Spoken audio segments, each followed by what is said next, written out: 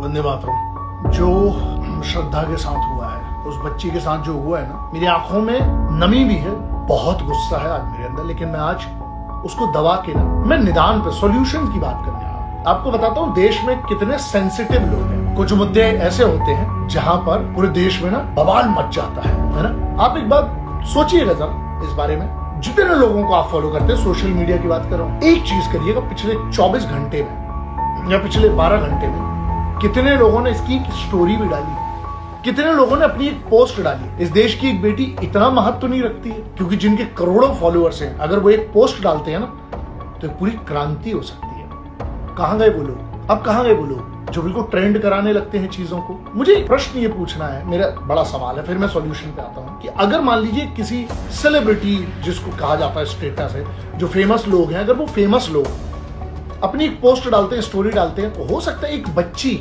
जो उनको फॉलो करती है उसको वो स्टोरी वहां देखकर अवेयर हो जाए। ध्यान रखिएगा दोस्त, हम अगर आज भी ना इस चीज को अवॉइड करते गए, कहीं बहुत लेट ना हो जाए। आप सबसे ना बहुत एक भाई के तौर पर, एक बाप के तौर पर, एक हिंदुस्तानी के तौर पर, एक ऐसा भारतीय जिसको मैटर करती है उसके देश की बेटियां और उन बेटियों की इज्जत मैटर करती है। ये मैटर नहीं करता कि कौन अमीर की बेटी है, कौन गरीब की बेटी है, कौन किसकी बहन है। प्रॉब्लम सबको पता है, सॉल्यूशन क्या है? हाथ जोड़कर आपसे निवेदन है, जितनी बच्चियां, जितनी बेटियां हैं, अगर समझ गए आप तो बहुत बड़ी बात है। बुरे वक्त में से दो ही चीजें काम आती है, अपनी ही अकल और अपने ही बाजुओं की ताकत। क्या आपने अपनी बच्चियों को ये दे पाए? समाज के तौर पर हमें अवेयर करवाना पड़ेगा, ताकत देना पड़ेगी। हम सब पेरेंट्स को और ध्यान देना चाहिए अपने बच्चों के वेयर अबाउट्स के बारे में, कहाँ जा रहे हैं, किससे मिल रहे हैं, किसके साथ। लोग कहते हैं ना, मॉनिटरिंग इज इम्पोर्टेंट। आप उनके बारे में पॉजिटिव मत होइए, उनको परेशान मत कीजिए। बच्चे बड़े हो जाते हैं, समझदार हो जाते हैं, लेकिन हमें पता होना चाहिए, हमें मालूम होना चाहिए। जिम्मेदारी भाइयों पर भी आती है। पॉजिटिव मत होइए यार, उन पे शक मत कीजिए, उन्हें पर डांटिए मत, उसका दोस्त बनिए ना उस बेटी का। मैं हमेशा कहता हूँ कि यार हम लोग को तो समझ में नहीं आया, हम लोग तो डंबल में ही फंसे रह गए, ये कहां तक बम्बल तक पहुंच गई जनरेशन। मैं ये कहता हूँ कि ये पीढ़ी बहुत समझदार है यार, आप लोगों की पीढ़ी बहुत समझदार है। आप उस चीज का क्या उपयोग करते हैं, इस इंटरनेट के माध्यम का आप क्या उपयोग करते हैं? और ये स्पेशली उन बेटियों के लिए, उन बच्चियों के लिए मेरा एक मैसेज है। किसी भी ऑनलाइन शॉपिंग में जब आप एक कोई कुर्ता खरीदते हो, आप एक टी शर्ट लेते हो, तो आप उसके रिव्यूज पढ़ते हो, उसके बारे में पूरी जानकारी लेते हो, किस टाइप का प्रिंट है, किस टाइप का कपड़ा है। तो आप जिन लोगों को चुनते हो, आप अपना मित्र बनाने के लिए, आप जिनके साथ उठते बैठते हैं, रहते हैं, क्या आप उनके बारे में इतनी जानकारी करते हैं? करिएगा प्लीज। एक किसी बच्चे ने बहुत अच्छी बात लिखी अभी कि ऐसे बहुत से कम केसेस हैं जो सामने आ पाते हैं। मैं मानता हूँ इस बात को, मैं इस बात से बिल्कुल अग्री करता हूँ। बात यहाँ पर ये है, मान लीजिए 1% केस है, बहुत सारे, लेकिन डर जब होगा ना तो ये केसेस कम होंगे। ये मेरा मानना है, जितना मैं पढ़ पाया हूँ, जितना मैं समझ पाया हूँ। जहां जहां जिस जिस देश में, आप दुनिया के कुछ ऐसे देश हैं जिनका आप उदाहरण ले सकते हैं, ये बच्ची के साथ 6 महीने पहले एक अपराध होता है और आप सोचिए ये चीज दबी रहती है, और ये भी नहीं पता कि इस लड़के ने सिर्फ ये केस है कि बहुत सारी चीजें। बात यहाँ पर ये आती है कि आप और हम समाज के तौर पर क्या इस बात को सही लोगों तक पहुंचा सकते हैं?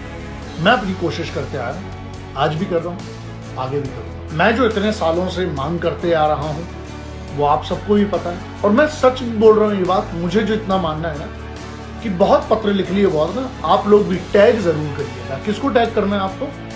भारत की महामहिम राष्ट्रपति जी को नंबर 1 में, दूसरे नंबर पर माननीय प्रधानमंत्री जी को, तीसरे नंबर पर माननीय गृह मंत्री जी को, और चौथे नंबर पर हमारे घर के कानून मंत्री जी हैं उनको। चाहे तो महिला बाल विकास मंत्री जी को भी आप टैग जरूर करें और ये प्रश्न जरूर पूछें। मैं इस पूरे केस के बारे में सिर्फ बात नहीं करना चाहता, क्योंकि केस अभी तक आपको पता चल गया होगा। मैं इस बात पे बात करना चाहता हूँ, सॉल्यूशंस क्या है। कोशिश तो करते हैं ना, मैं ये कहता हूँ सॉल्यूशन हो ना हो बात अलग है, कोशिश भी ना करें, कोशिश करना बनता है। कोशिश करिए, प्रयास करिएगा अपने स्तर पर। मुझे पता है लोग इस पर गाली भी दे सकते हैं। आपको इस वीडियो में अगर कुछ लिखना है बिल्कुल लिखिए, गुस्सा ना मुझ पर निकालिए, लेकिन अपने परिवार में बैठ के रहिए। मुझे इसलिए भी फर्क नहीं पड़ता है क्योंकि जो रास्ता चुना है बड़ा कठिन है ना।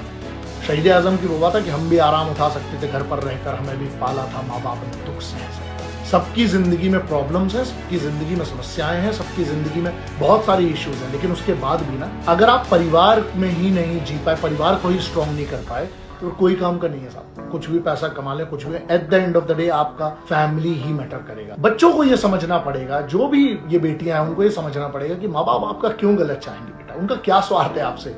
हर माँ बाप सिर्फ एक चीज चाहते हैं कि जो उनने गलतियां की है ना, वो चाहते हैं कि कभी उनके बच्चे वो गलतियां ना करें। और दूसरा, कभी कोई माँ बाप ये बात नहीं चाहेंगे कि उनके बच्चों को नुकसान हो। चाहे कितना भी झगड़ा हो, ध्यान रखिएगा, कोई माँ बाप नहीं चाहता कि उनके बच्चों का नुकसान हो। अब वो बेटा हो, बेटी हो, कोई आगे ऐसी कोई और बेटी के साथ कुछ ना हो। उसके लिए 4 सॉल्यूशन जो मुझे लगता है भारत की पार्लियामेंट के पास ये ताकत है कि एक नया स्ट्रिक्ट कानून पारित किया जाए, जो कि बिल प्रोड्यूस किया जाता है। फिर उसके बाद फिर बिल को जब कानून में बदला जाए दोनों हाउसेस से। मुझे लगता है हर पॉलिटिशियन जो बाप है ना, कोई भी पार्टी का, क्यों नहीं मिल सकते हम एक बार? क्यों नहीं सभी पॉलिटिशियन ऐसे एक बार इकट्ठे होके एक कानून ऐसा बना दीजिए। कानून अगर ऐसा होगा जहां लोगों को भय हो जाए कि अगर मैंने कुछ ऐसा किया तो मेरे साथ ये होगा।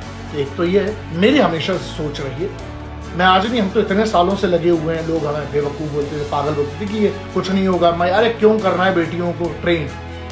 मैं कहता हूं हर बेटी, मेरी जिस्म की आखिरी खून की बूंद तक मैं पूरी कोशिश करूंगा कि इस देश की बेटियों को जो मैं सिखा सकता हूं, जो भी मुझे थोड़ा बहुत आता है वो। और उसके अलावा कहीं ना कहीं मैं भी बोलता हूं, मेरा भी फेलियर है कि मैं हर बेटी को नहीं सिखा पाया आज तक इस देश में।